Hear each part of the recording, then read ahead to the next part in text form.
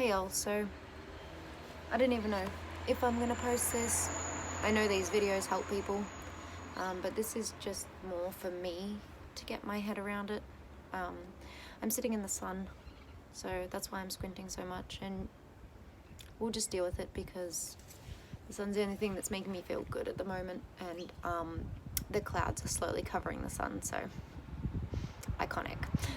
Anyway, so over the past few weeks, I have not been good over the past month. I've had a few, a few mental breakdowns. They've been fun, panic attacks, crying, losing my mind, the good stuff. Besides that, there was 3 weeks of consistent anxiety every day. Wake up with it, shake with it all day, go to bed with it, calling into work sick more often than I should, which I hate doing. I love being at work, but I just haven't been able to deal with it lately. So then after 3 weeks of being a constant anxious mess, there's someone driving down the driveway. So after 3 weeks of being a constant mess, just crying and not sleeping as well, which is fun, waking up with panic attacks. Iconic. It must be. I still think it's COVID because my anxiety's never been this bad. So I went to the doctors and they put me on Lexapro. And she said 3-4 days and you'll start to feel the difference. And I did. I finally started to sleep after about 4 days on it, which was nice. Sleep is good. Sleep was the other thing driving me insane. It made me feel crazy because I was just up. And when I was awake, when I was sleeping, I'd sleep really deep, but only for about 3 hours, and then I'd wake up and I'd be like I was awake. It wasn't just like interrupted sleep. It was like I was full on awake, and I'd be awake for a couple more hours before I'd get to go back to sleep. Once again, sorry about the squinting, but I need to sit in the sun right now. So then, and I started seeing a psychologist too, so your girl's trying to help herself again. It's taken me a long time to get to this point, but I'm finally trying to help myself, which is good with, I wouldn't say no support. I've got lots of friends, but friends are very different than having like a partner that constantly supports you. So yeah. Anyway. So I went to a psychiatrist as well because, there may be something extra wrong with your bitch, which is why the Lovan, even though if any of you have watched the video, it looked like it worked, but it actually made my anxiety, my paranoia, and my high moods worse. It only leveled out my low mood, so I stopped being so depressed. So antidepressants are not for me, apparently, as I found out after seeing a psychiatrist. Pre-warning, if you go to a psychiatrist, prepare to just absolutely crash out of your brain. They ask you everything, every hard question, everything in your life, how you react to certain situations. They just deep dive into everything. So then I went to a psychiatrist, and he did all that, an hour and a half of just mind-blowing, like absolute, I don't even know what to call it, like it just erupted my brain. I ended up dissociated and not really present at all. And at the end, it was at the end of it that I ended up super dissociated. I was happy to tell him everything, and then when he started to tell me my diagnosis, I wasn't present. I had to, I kept blinking to try and get myself back, but and I couldn't really do anything because he was talking to me, and I felt weird if I started, trying to bring myself back properly. So I was just blinking a lot and trying to, stay focused, but I just kept zoning out and kept going really far away. So pretty much what he told me is I have mild bipolar borderline traits and an anxiety disorder. So while he was telling me that and all the treatments and things like that and things we can do, we don't have to do anything, but if I want to like be a bit more stable. It would be ideal for my life, you know. Anyway, so when he was trying to tell me all that and like treatment plans and stuff, I was just so dissociated. I told him I had to go away and think about it. He said, you don't have to make any decisions today. He was a really lovely fella. He was like, you don't have to make any decisions today, but this is what I feel would be best for you. And I don't know why they call them this. It makes it extra scary. So he wants to put me on a mild, and I'm using the word mild because these are used for people with like schizophrenia and stuff like that. So he wants to put me on a mild antipsychotic. Now, the name of that really just, like, I don't know. It was a lot. I got in my car and I just cried, and then I went home and I just ignored the world and I just cried, and I never ignore people. I normally need validation, but I just blocked off myself from the world, and I just had to be by myself because the words that he said to me, the mild bipolar and borderline traits and panic disorder, just kept repeating in my head over and over again and what that meant. And luckily I saw my psychologist the next day and she helped put some things into line for me. But yeah, it was really scary.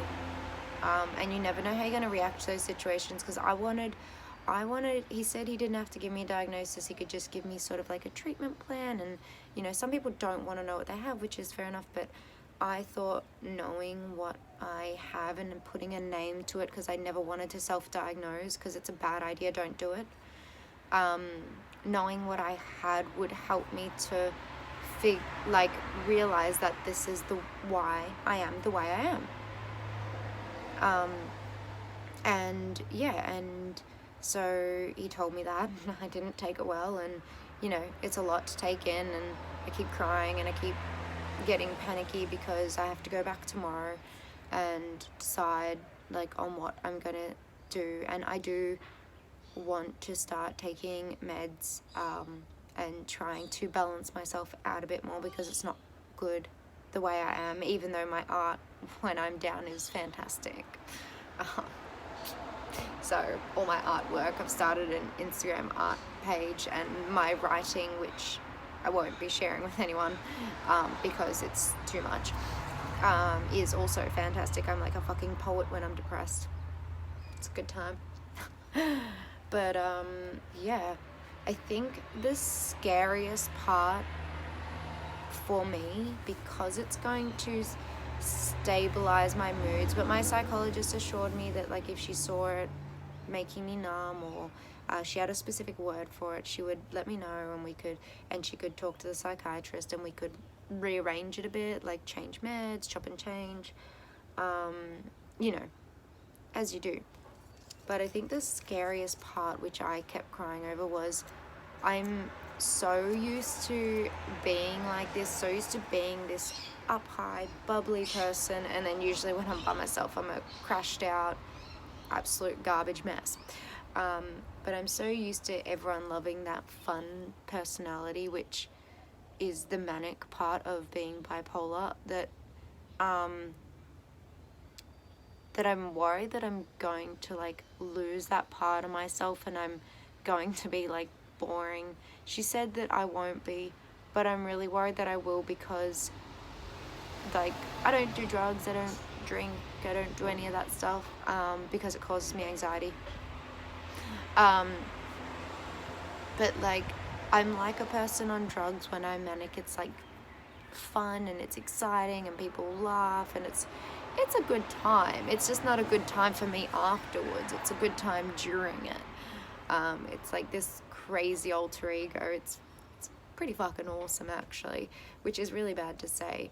And it's just like, I know I read something the other day that, you know, you got to be careful with depression, where if you're starting to get better and you actually miss being sad, it's just such a comfortable and known place to you that it can be scary.